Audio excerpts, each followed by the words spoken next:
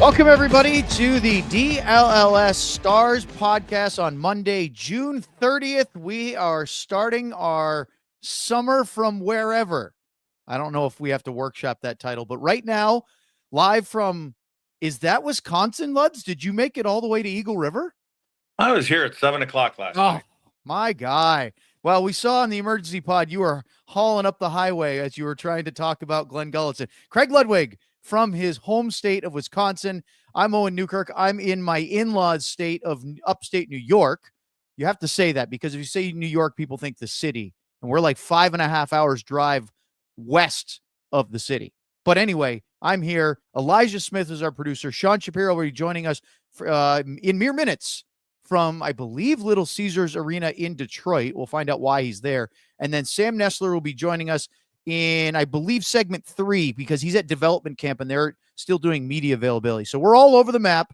And for the next couple of weeks, we will be. And for the next couple of months, Luds will be enjoying, I would imagine, much better temperatures than what we are going to be experiencing. What I see yesterday on Twitter is that Texas folks know that they're still on the preheat mode of summer, which means the best is yet to come with those heat. So anyway, before we get to everything, let's quickly remind everybody about the DLS Die Hard $36 Make Your Move sale. It's running now and through at least the 4th of July, which is this Friday, to capitalize on both the NBA and NHL drafts and, of course, free agency, which starts tomorrow. Best chance you can get to sign up to be a Die Hard. Look at the QR code down at the bottom of the screen. You can get your first year for just $36. You get a free t-shirt. Check out alldlls.com/intro to get it started, and you will be really living the high life. Speaking of the high life, Luds, the Dallas Stars have a head coach in all but official announcement. We did a podcast yesterday. You were meandering through the highway, but we had a good emergency pod. I actually like mobile Luds. It worked really well for the first about 8-9 minutes, and then your signal wasn't as good. But let's kind of rehash that here, and then we're going to get to some diehard Discord questions about Gulutzan.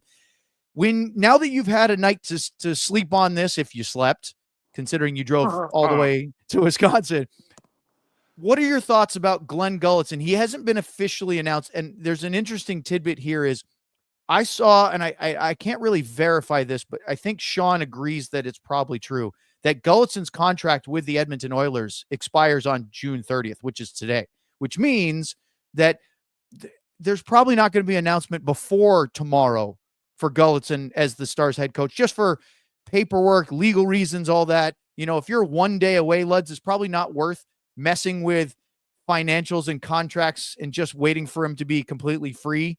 I'm sure that there are out clauses for head coaching and stuff like that, but there's no doubt here Glen Gulutzan will be the Dallas Stars head coach. It's just a question of formally having the team say he has been hired.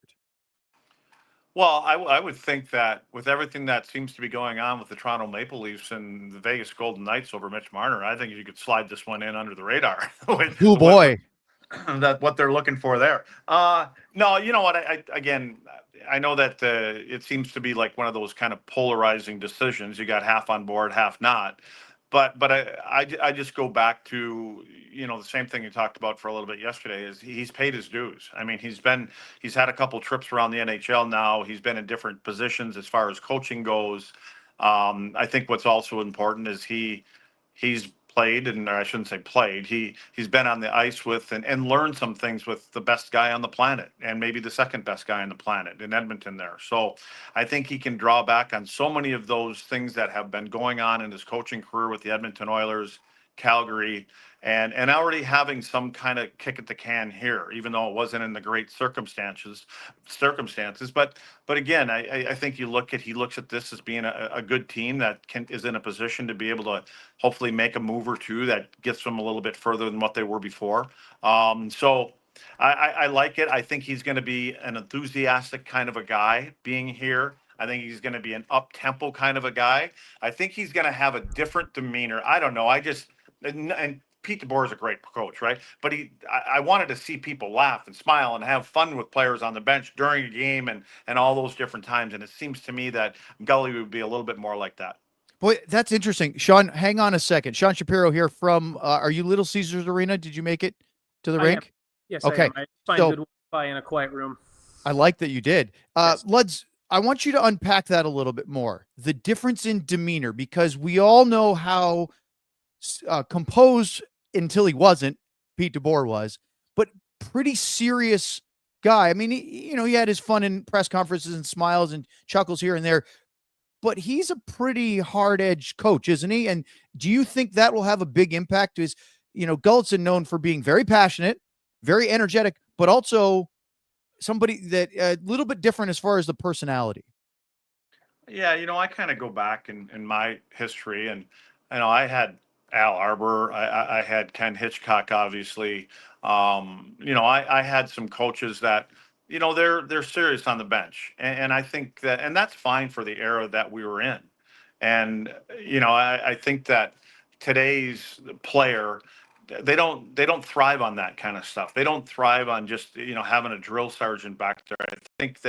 I think they really enjoy having guys that are a little bit lighter to work with and have some fun with them at times, but knowing where the line is, and a lot of that has to do with leadership and things like that too. So and again, I don't know what Pete was like with the players, and maybe he was a totally different one. It's just saying it just comes across as, and I don't want to use the word dry, but sometimes it was dry to me. But it's not his responsibility to be upbeat and jolly with us. I mean, it doesn't really matter. It's just that I just kind of picture Gully a little bit.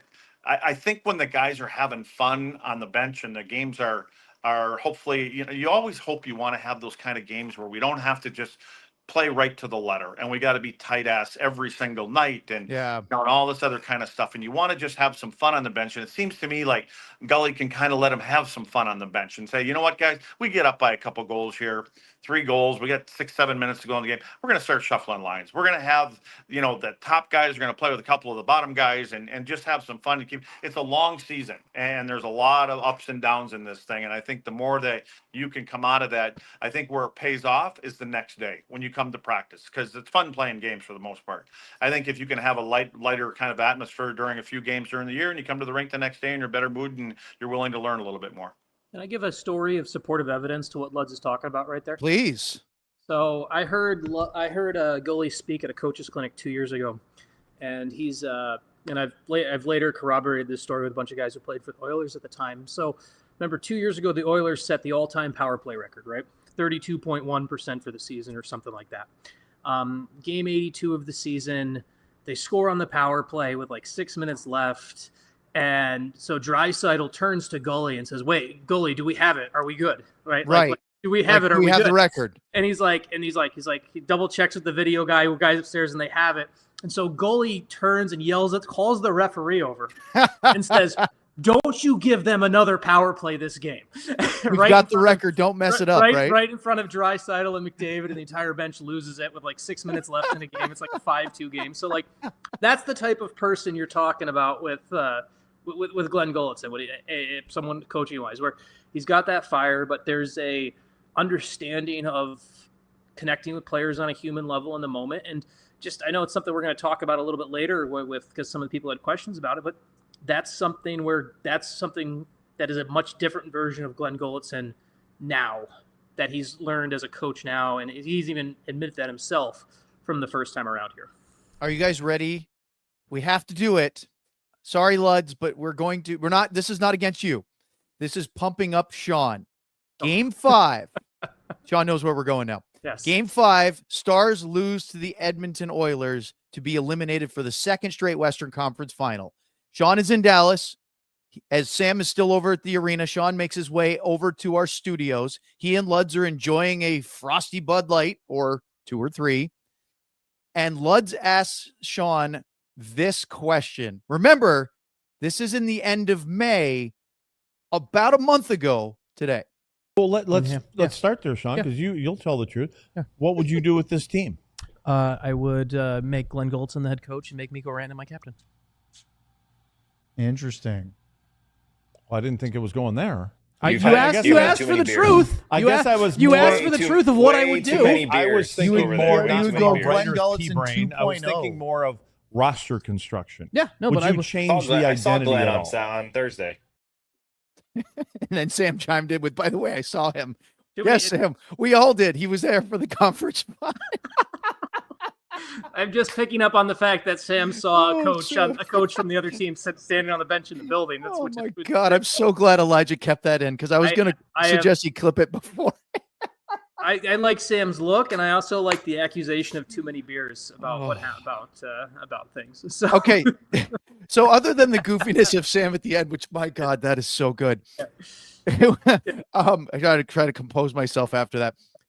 Why did you say that when you did? Yeah, look at that. Sean Shapiro ordered the code red. Luds, you have to know A Few Good Men. I know you're not a big movie guy, but you know A Few Good Men. You know who ordered the code red. Yeah, see, he's. You're talking about some bartenders. I didn't. So, okay, let's push aside the make Mikko Rantanen your captain part. Yeah. That's a whole. That's a whole nother thing. I'm willing. I'll take my L's. Don't worry. I don't know if it's an L in the long run, but why did you at the time say the Stars should go out and make Glen Gulutzan your head coach? There was a comment from Chris Knobloch from literally before Game 5.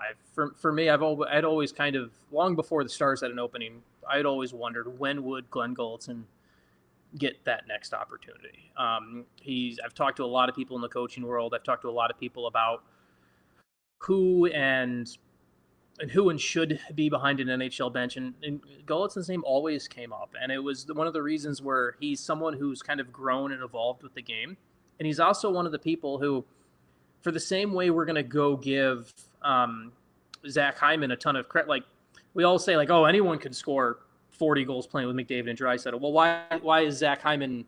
If anyone could do it, Zach Hyman wouldn't be as valued as he is. And so you could say anyone could run a power play with Draisaitl and McDavid and do that, but it's the way Gulutzan really connected with those two players and didn't overly X and O's them. The way that he brought structure and brought a little bit of structure, but also kind of opened things up for them. Both those players thrived on it. Both players loved it. And for me, as I look at a league where, is it going to translate to everything? I don't know. We'll find out. But to me, there's the evidence there that this is a guy who understands this league is run by your top players, understands that that's who you have to connect with, and that's how you have to work your way through.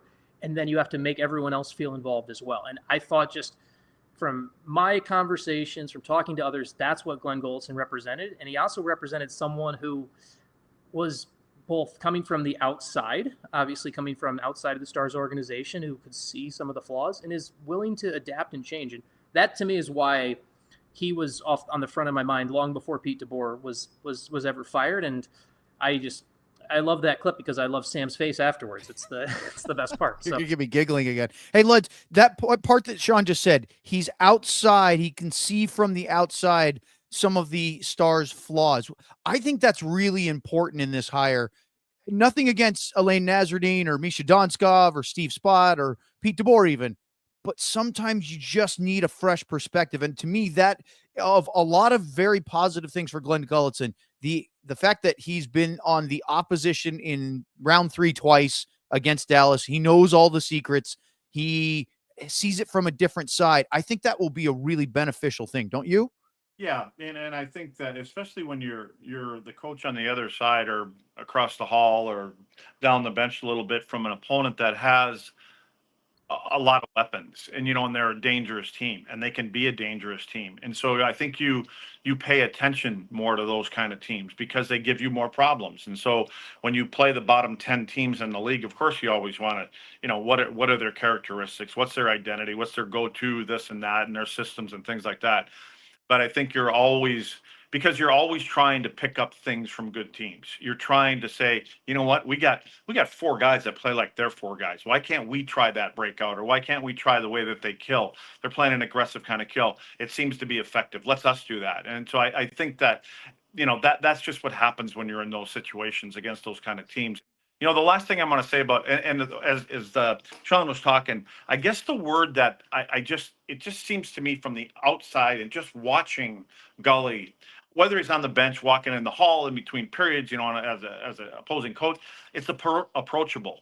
And I think he's just that kind of guy that I think from a player's standpoint, you feel okay going up and asking him the question. There were times, and we talked about Brendan Smith, right, this year, and Brendan didn't have a chance, and Sam was reporting on that kind of stuff, and about not a lot of communication with Pete, probably am I in, all this other kind of stuff. And I just think that even if it's one guy, and as much as that guy can be such a great teammate and everything else, you still feel it, you still see it.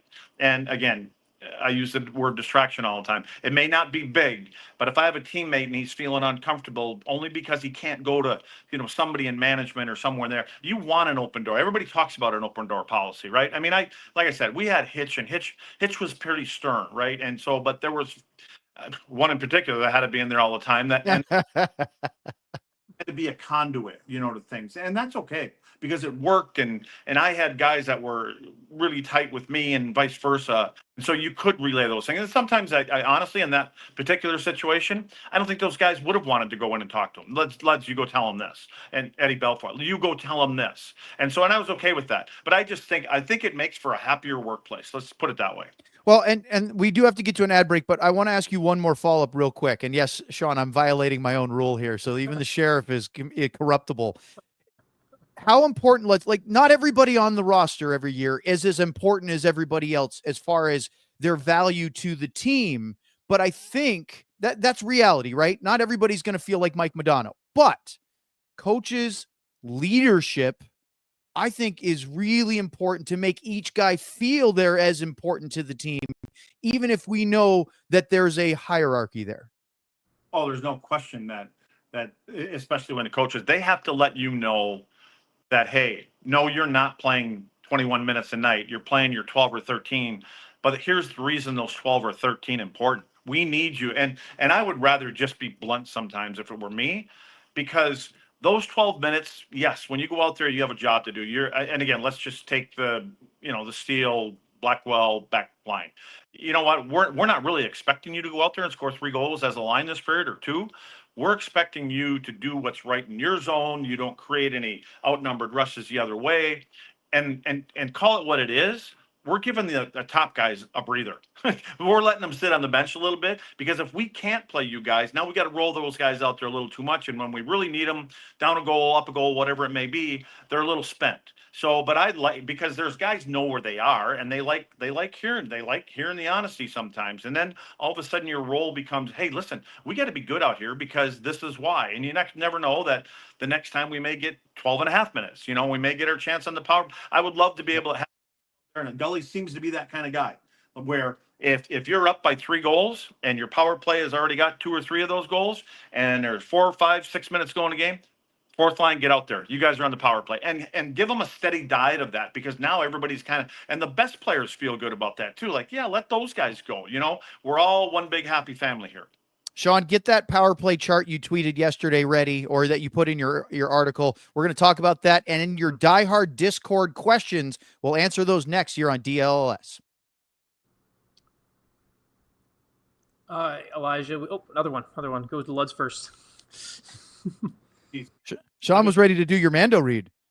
Great opening, and now I'm all thrown off. But so we're going to Mando again. Mando is a men's deodorant brand that's hyper-focused on keeping every aspect of a man's body smelling fresh and clean.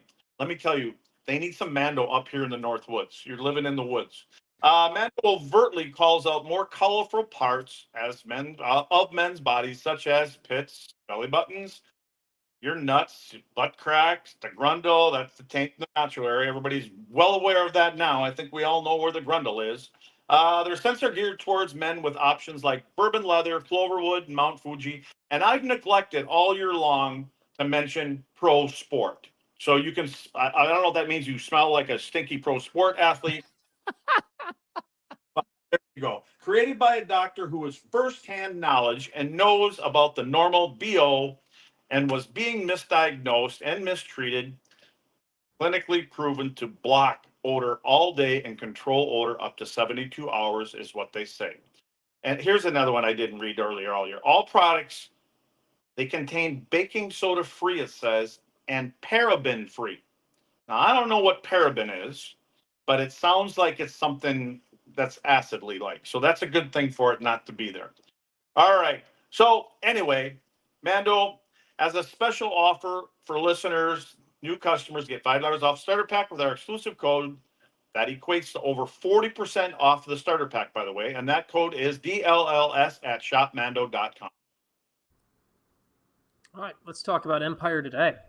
So, just like your favorite home team needs a home ice advantage, your home needs a home floor advantage. Empire Today can help you get it. Empire Today has flooring experts, dedicated flooring professionals who focus on flooring every single day. We've all been to those big box stores. You wander endless aisles, then somehow you're hauling all these materials home, looking for an installer and coordinating everything yourself. It's the worst. I've done it before at my own house. We won't talk about the one spot on the floor that did not go well. Those big box stores might have a flooring department, but the person helping you with flooring may have been doing sinks yesterday and could be stocking light bulbs tomorrow. So why is Empire Today your best for new floors? They live and breathe flooring, and they will be with you every step of the way. It's a whole different ballgame. They let you pick the right flooring and the right colors for your space, and you can see how it looks with your house and your furniture. Talk about it's an incredible convenience, and that's really what we all want. No one wants to leave their house right now, especially with how hot it is in Dallas. It's much better to have people come and handle things. So to schedule your free in-home estimate today, because some things are just better at home, DLLS listeners can receive a $350 discount when using the promo code DLLS.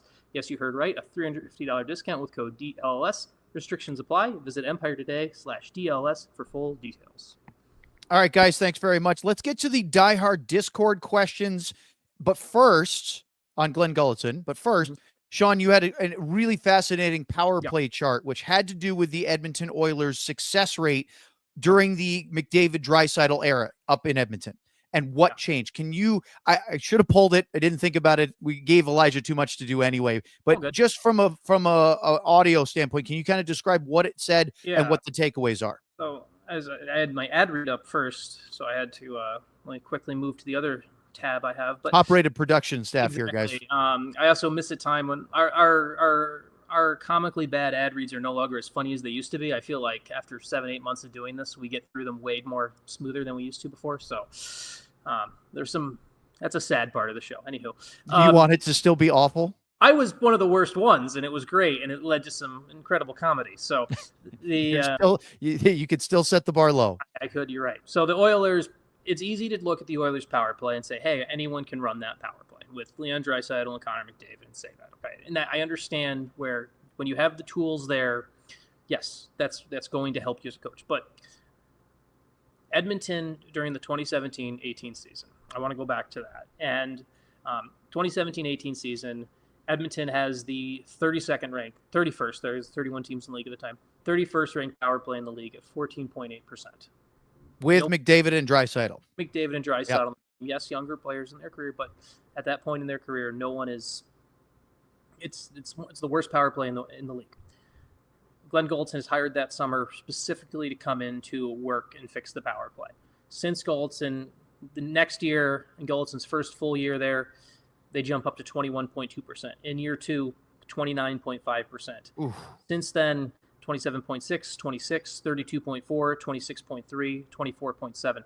This is someone who, if you want to, as much as you can go and say, hey, they have two of the best players in the world, their power play should be good.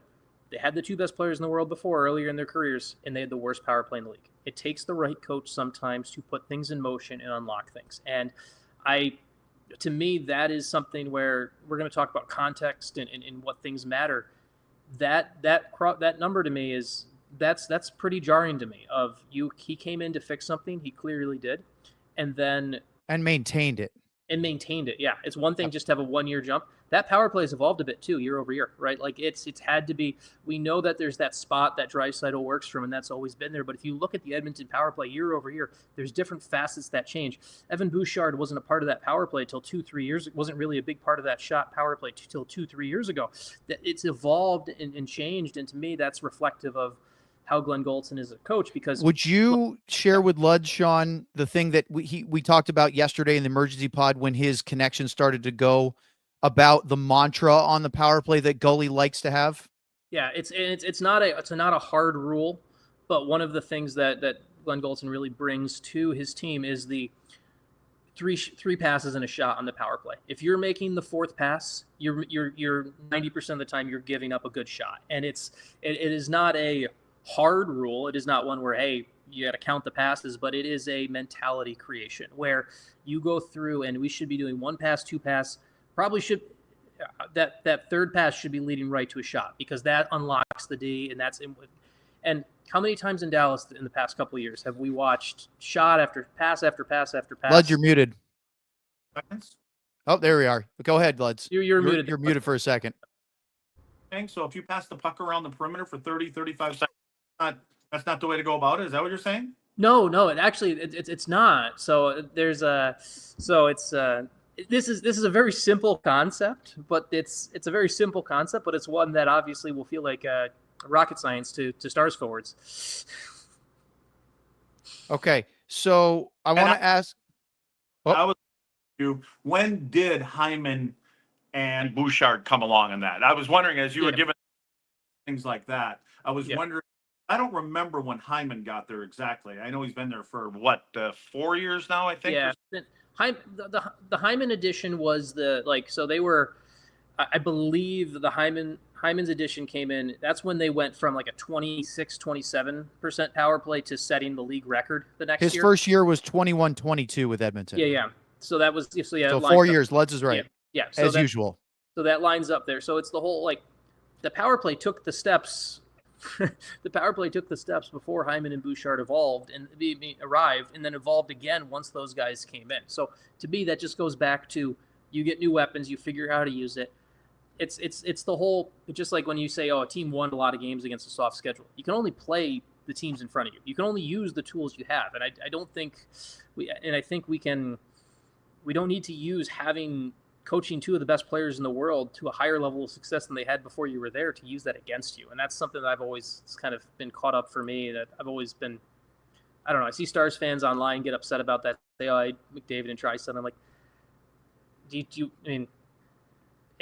if it was easy to coach those guys, if it was such a simple solution and all of that, then their power play would be at 50% every single year without a coach ever telling them anything.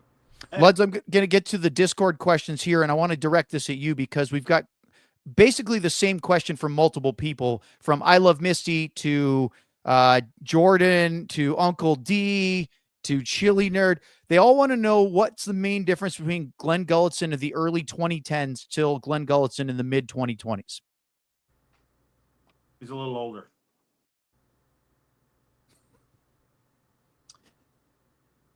Anything you want to expand on that?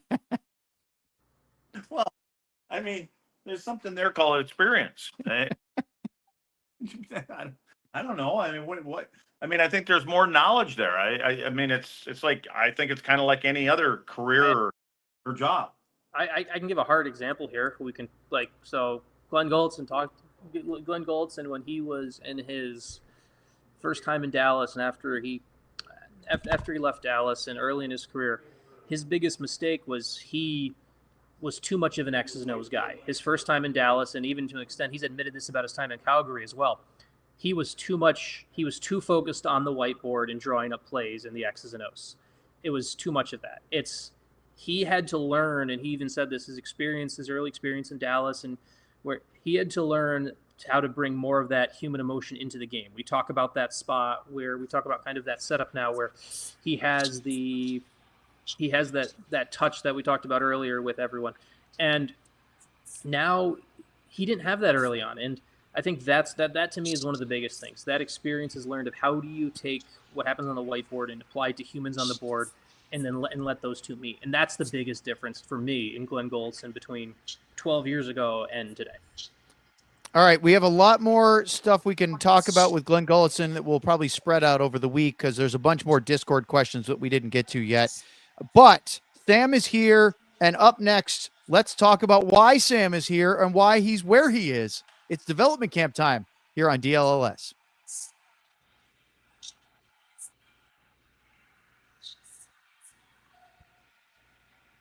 Mute.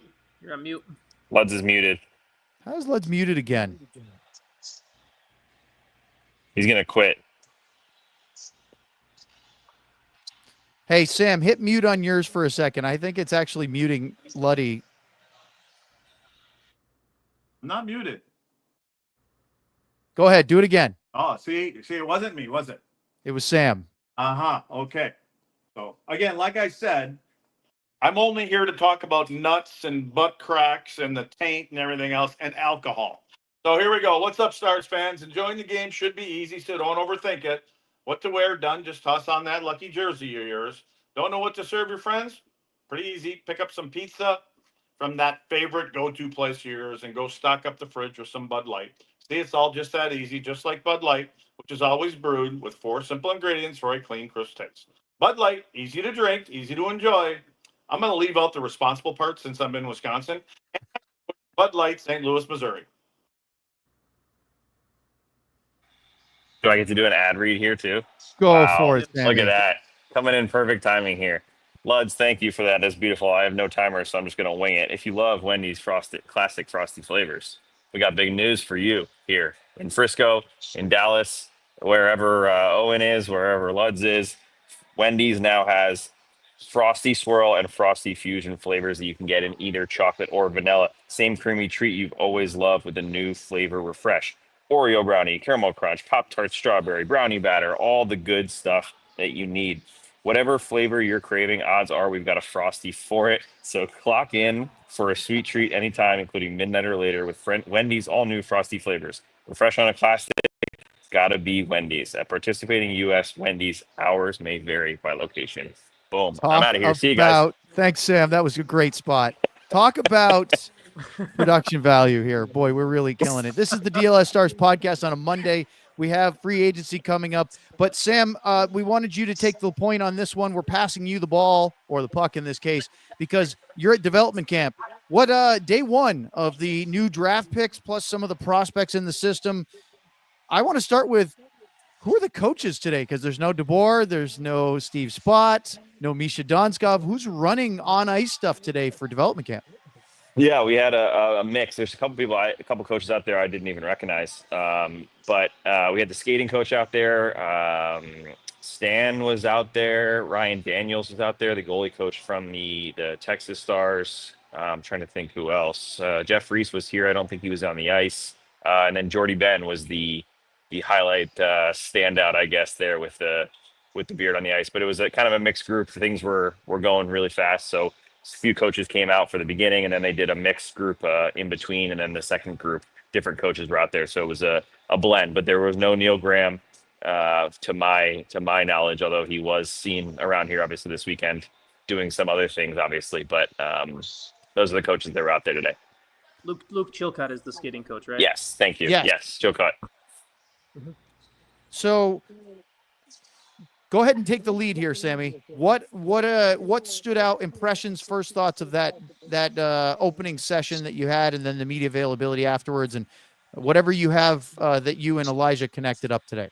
Yeah, for sure. So I'll start with Cameron Schmidt, because that was the first thing that I noticed on the ice. The 5'7" / 5'8", whatever you want to call him, 3rd round pick from this draft. He, first of all, just first impression, I see him across the way standing, talking to some other players, and he just looked exactly like Logan Stankoven. Same stance, same powerful wide base, same righty shot, same speed with his skating. And then I sent a couple clips over here to Elijah if you want to play any of the stuff with Schmidt. His speed is just, it's apparent. He is such a quick, powerful skater. Heard kind of some of the strength coaches coming around after they did their work in the gym, and they said that his power and his strength are just off the charts. He very very powerful lower body. And when you watch him in drills, his change of direction, his pushing off the wall, the way he's able to utilize his body to protect the puck and get to the net, and then his shooting. I know it sounds funny to say this in a development camp day one, but he put the puck in the net almost every single drill. And that's not the case with every player. You get in tight. They're playing with goalies. There's 4 different drills going on. You got whistles everywhere. It can be really easy to not kind of finish a play. He did it every single time. And if the puck was still sitting there, he put it in his own rebound as well. So Luds, I know you'll like him. He drives right to that hard area. He's also very well spoken. We got to speak with him afterwards. He's so mature.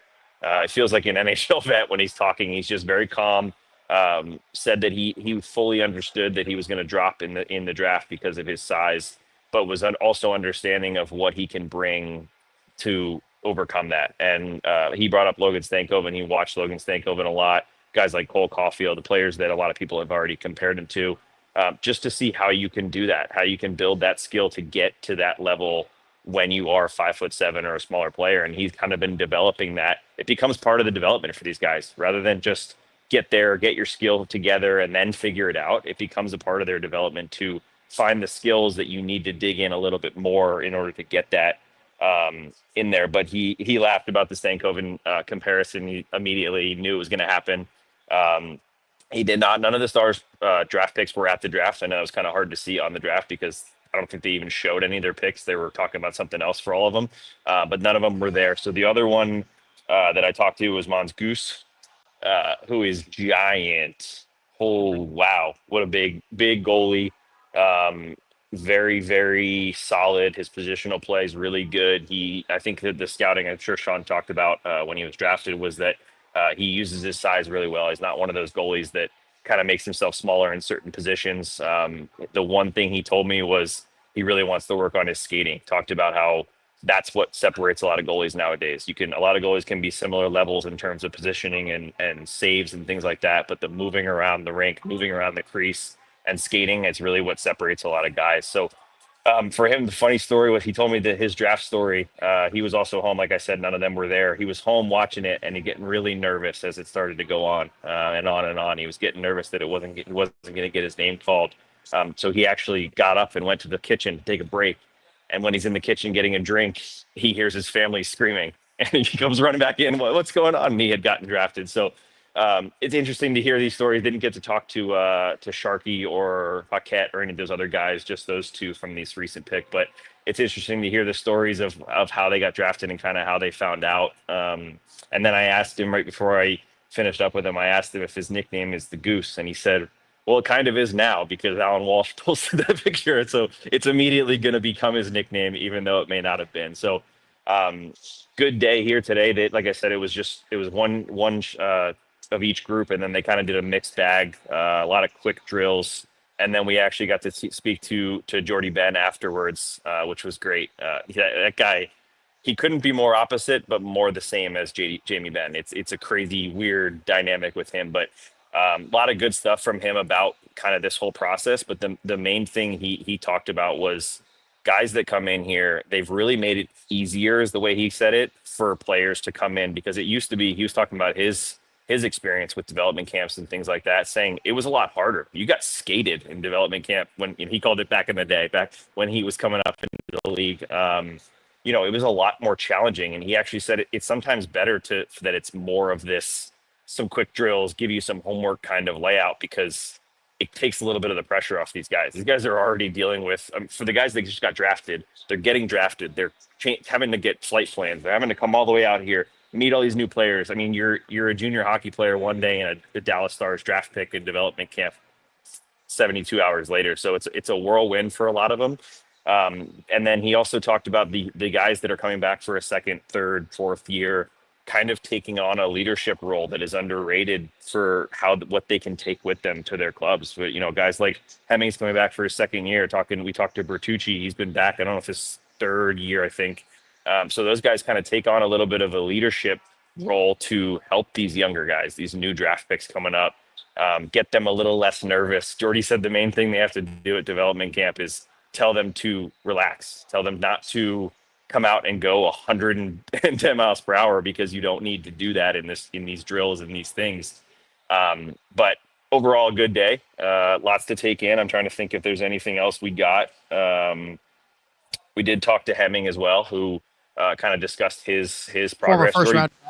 Former first round pick. Yep, Emil Hemming. He talked about Jordy Ben, first of all, said with guys like Hemming, similar with Cameron Schmidt, likely the future of him is they're already special players. We try to guide them versus change them or really, instill a bunch of different things. We're just taking a really solid base and trying to guide it to whatever direction they need to go for their own development. And that's the case with Hemming, who came over here, started slow. He admitted that he started really slow, learning the new style. He talked about how not just not having space in North America in the smaller rink, but also the way they do controlled breakouts and the way they kind of cycle. It was a lot more of skating, holding on to pucks, keeping your head up, looking for options. Whereas here it's make a play and go, and straight lines, get the puck to the net, make the passes quick.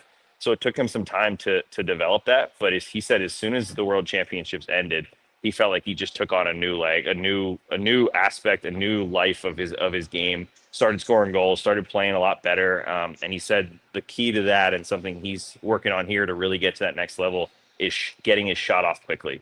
We see it in the NHL all the time. You can have a great shot, but if you don't have that release mid-stride or right off your stick, one without a stick handle, it can mean the difference between being a goal scorer and not getting your shots on net at this level. He talked about how getting it without really loading up his shot is the key for him. So excited to see how he develops. He looks like a more confident. He's speaking very good English. So excited to see his development, but fun day being back here in Frisco. All right, Sam, hit mute on your audio for a second because I want to ask Lud something. And I think from a technical standpoint, Luds,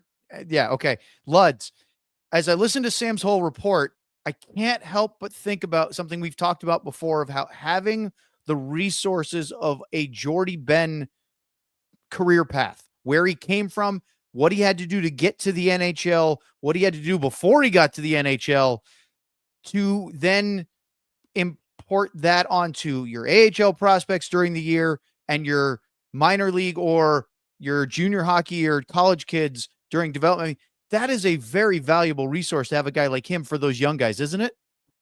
Yeah. Jordy was there today? Oh, I checked out about 17 minutes in and talked. No, I think I've always said that about Jordy. And when you talk about the path that he's come, and these guys, some of these guys have, maybe even a brighter future than Jordy did when he started, right? And so talk about a guy that's paid his dues, and talk about a guy, we talk about Gully being with a certain amount of coaches and being with certain players, great players, and all that kind of stuff. And he has so much to fall back on, and he can talk to any kind of player. Like you can talk to someone that was drafted in the 7th round. You can talk to somebody that was drafted in the 1st round, not because you were drafted in the 1st round, but because you played with some of those guys that were 1st rounders, and you were the guy in the background, so to speak, and you watched the way how they went about their business. And there may be times when you can go, dude, you need to dial it back a little bit. I know you're number 18, but you're not there yet. And so you project certain things to the rest of the group, and you really don't want to project that kind of thing. So, and then not only that, but having Jamie as a brother and everything that Jamie went through and learned from when Jamie came home and wasn't in a great mood and complaining about this and complaining about that. And Jordy's probably sitting there going, well, dude, you make about 27 times why we're going down this right now. So I just think for those kind of guys, I've always felt that there needs to be the plumbers in every organization, because they've been through more, they've had to fight through more just to be able to be in the lineup every single night. All right, Sam, unmute. Thank you, Luds. The last thing I want to ask you about development camp today is that when you talked about Schmidt's goal scoring, and Sean will probably laugh at me for this, but I remember, development camp is a long way off of where we want to see these players eventually get. But I did see that in Jason Robertson. When he first came to development camp, he skating wasn't what it is today, and there were some things about his game. You went, oh, he doesn't look ready. But when he got the puck in an area to score, the puck went in a lot. right? It's not on it's not on Jake Ottinger. It's not on Sergei Bobrovsky, but he found ways to score. And to hear that report you said from Schmidt, that immediately brought up those memories. Yeah, I mean, it's small, but it is there's the other, 40 guys that aren't doing it, right? This Lutz is gone. So it is important. Anyway. It is important just to see that aspect. It's a skill to be able to do that on such a consistent level. And I think that he has that attitude and he has that skill. I think that's the key. But just before I go, I remembered we talked to Jordy a little bit about Jamie, about him re-signing, about him becoming a dad and things like that. He said it's nice to never in his wildest dreams did he believe he would be the coach while Jamie Benn is the player in this organization. But he said it's been amazing to have things to talk about other than just hockey. Talk about being a dad, kind of check out from the rink together. Jordy actually talked about a bunch about how he doesn't really feel like he retired ever because he just kind of comes to the rink every day. He still talks to players. He still gets to go on the ice. But I asked Jordy his feelings when Jamie re-signed, and I thought it was interesting. He said him and Jamie had talked a ton about the whole aspect of, what we talked about with 1-year deals like Joe Pavelski, Ding, and Ding. All those players that have done that. And he said Jamie knows that that's probably his future, right? The 1 year, as long as he can go. Jordy said, you got 1 year left in you now. You have a chance to show it here. So here's your shot to show it. And then he finished by saying, Jamie Benn wants to be a star for his entire life, whether that's playing or afterwards. If he wants to be in the game, he loves this organization that much. And I just thought that was a important thing to get from a pretty inside source of that family. I would think so. Well, Sam, you will be connecting from California tomorrow, I believe. Oh yeah. Right on the beach. So we're getting farther away from each other by the day. But thanks for the development camp report. Don't forget, it's early free agency day, so it's a morning show for you. Very early morning. That's right. All right, Sam, thanks very much. We will continue with some very interesting updates next here on the DLLS Stars Podcast.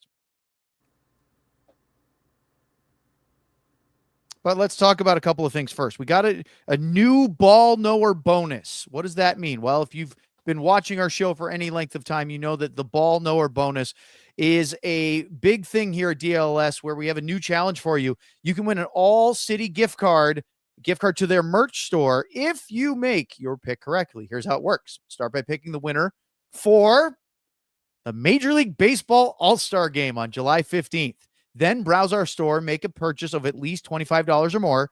And if your pick wins, you'll win a gift card for the same amount as your original order. Here's the important thing. You must click on our link. It's in the chat. It's also in the show YouTube description to bet and get your gift card. Who do you think will win the Major League Baseball All-Star Game on July 15th at Truist Park in Atlanta or suburban Atlanta? So for all you ball knowers, make your pick, then place an order. If you pick correctly, you're going to get a gift card from us for the same amount as your order. That is the ball knower bonus. And in addition to that, let's talk about the Make Your Move DLLS draft special sale right now going on. The draft for the NBA is done. The NHL draft is done. Free agency starts tonight for the NBA, tomorrow at noon Eastern, 11 a.m. Central Time. Our show will start at 11 a.m. Central tomorrow because we are going to line up right with the beginning of free agency. More on that in a minute. And you can get your first year of your DLLS Die Hard subscription for just $36. Scan the QR code. You can go to the website, alldlls.com/intro, and you can get a great t-shirt in addition to all the coverage that we have and all the access that being a diehard does. Look at that. Sean's got his membership card. It is proof that he is a diehard. Boy, and that is a fancy card nonetheless. So go to alldls.com, sign up. You get all the writings. You get all the articles. You get 20% off of regular merchandise. You get a free t-shirt for your first year signing up. You get 20% off events like traveling to Vegas, which is where the Cowboys show is going. And we're not bitter about that at all. Okay. Tarasenko's gone, huh? Yep. Huh. Whole list here, Luds, of things. And let's start with that. What do you guys think of Vladimir Tarasenko getting traded to the Minnesota Wild for future considerations? What do you think, Sean? On the first level, it's proof that there's still a chance Matt Dumba gets moved for future considerations? Like, just honestly, if we're connecting everything back to Dallas, which just take him. Yeah, I mean, there's an opportunity there. Minnesota sees something in Tarasenko that others, they assume that there's something there. And there's still some tread on the tires, I guess. Obviously, I saw him up close in Detroit last year, and he didn't fit. I thought he was good last spring with Florida. I thought he was a fine complementary piece when he joined them from Ottawa, but he didn't really fit in Ottawa. And so he's a guy who, to me, it's a situation where if he can go into the right place with the right coach, he might still have it. And I don't know if he's gonna. It's a gamble for Minnesota, in my view. It's a lot of money it's a lot of money for what he's been the past couple of years. And so, what's his cap hit? Do you remember? $4.75 million. Like that's pretty big for. So what was that, Luds? He wanted to come here. His son, well, technically his stepson, is here. One of our goalies, our U18 team. Yeah. So we were talking about it. He goes, I mentioned it a couple times, and as he was walking out the door, he goes, "Can you please talk to them?" It'd been an interesting one to have him, but for that cap hit, that leads me to this tweet. Elijah, if you have the Pierre LeBrun tweet, if you could put it up on the screen, please. He sent this out this morning, and I thought this was rather interesting, basically saying that the Dallas Stars were going to circle back on with Mikael Granlund's representatives, Todd Diamond and Mark Gandler, mutual interest in getting something done, but Stars likely have to move money to make it work. That in itself isn't surprising, but as far as wanting to circle back to Granlund, that would be, at least for now, solving the problem of who's going to play one of the two left wing spots alongside Jason Robertson, because you have your pairs. You've got Hintz and Rantanen, you've got Duchesne and Sagan, and you've got to find wingers to play with those pairs. Do you think Granlund can be done, and should they make the moves? I mean, he's going to command a pretty decent cap hit, like a Tarasenko number at least, right, Sean? Yeah, I mean, he's a $5 million player. So are you able to get Dumba out? Are you able to make another move, maybe to move Lyubushkin? And I'll put it this way. I guess my question to the Stars fan and to you and Luds, or maybe to you right now, just because Luds is having other conversations. If I guaranteed you would be able to get rid of Dumba and you want to bring back Granlund, are you willing to move on from Sam Steele to keep Mikael Granlund? I think that might be the type of decision you might have to make when you're talking about moving money, right? Because you're going to be able to move Dumba's cap hit to get Granlund to his $5 million valuation roughly. That Sam Steele $2.1 million, while it was a good deal for what Sam Steele brings, might not work after obviously having all the money tied up in Rantanen. So it might be that type of decision you have to make if you're in Jim Nill's shoes. Is it worth bringing back Mikael Granlund and having this, and then you might have to move a Sam Steele to get it done? I don't know. It's just food for thought of how this might go. Obviously, in a perfect world, we'd all be like, oh yeah, you move out Lyubushkin and Dumba and you get it done, and that's easy. It's not always a perfect world. So I guess that would be my question to you guys. If you were told, hey, we can bring Granlund back, but we're going to have to move Sam Steele to open the cap space, are you going to do it? And that would be an interesting conversation. Luds, what do you think? Tough one for me. I like Steele. And see, when I hear circle back, it's like, okay, let's circle back. Hopefully he comes down off of what he wants. Yeah. That's what I think of immediately. I like Sam Steele. I mean, I do, but I think what you have to look at, maybe it's a little different, but you have to look at Finnish guys, right? They're a group. They fly together, and is he that?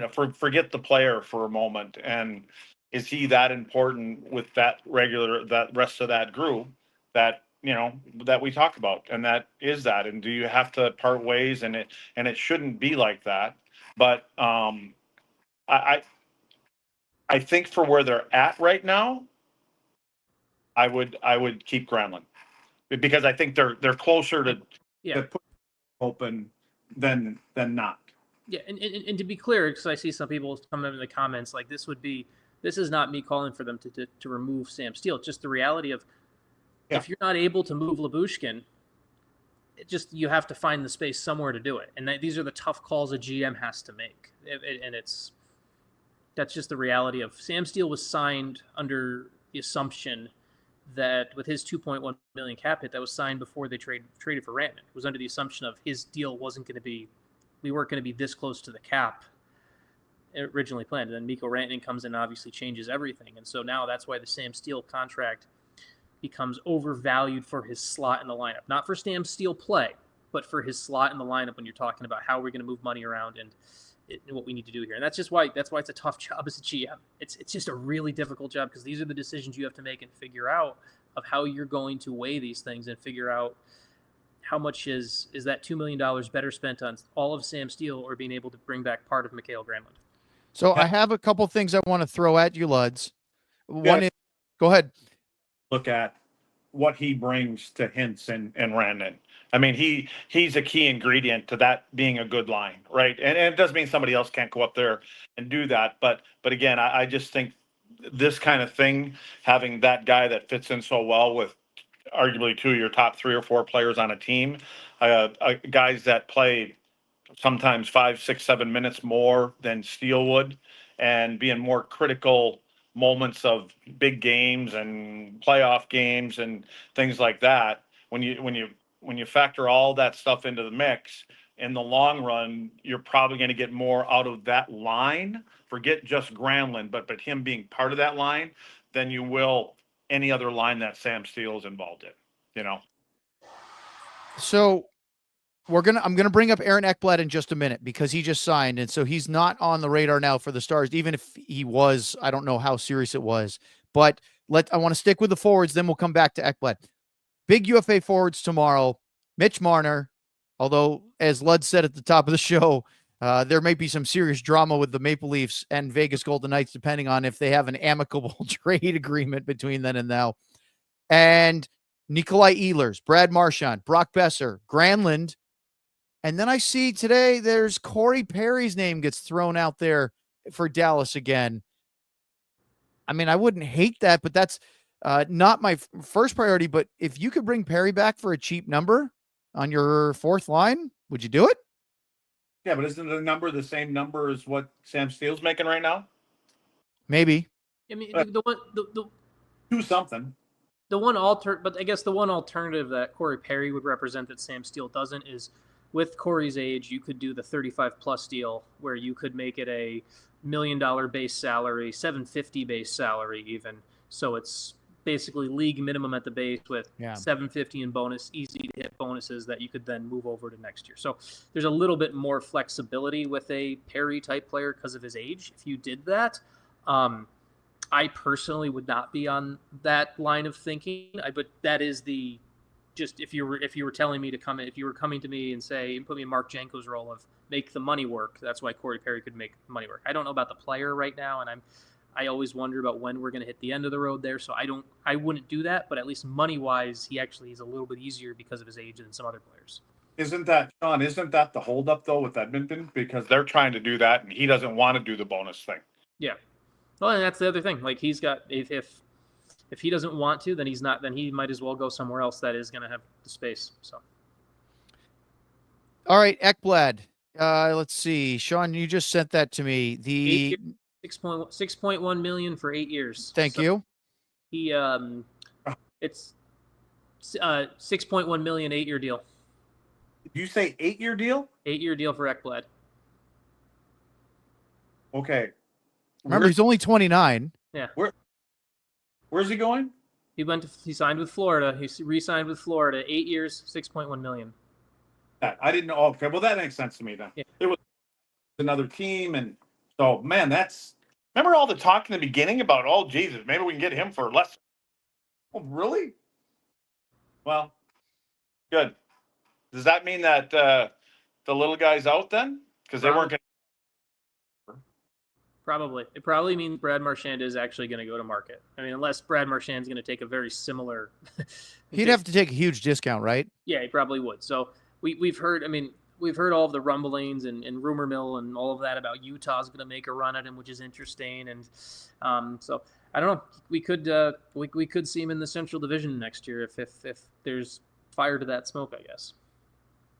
So Ekblad is off the board. A couple others real quick here, guys. Matthew Nice signed an extension with Toronto yesterday for long-term big money. Nashville traded for Nick Hague, sending Colton Sissons and Jeremy Lauzon to the Vegas Golden Knights. Hague then signed a 4-year deal with the Preds for $22 million, $5.5 million AAV. You guys already mentioned the Tarasenko one.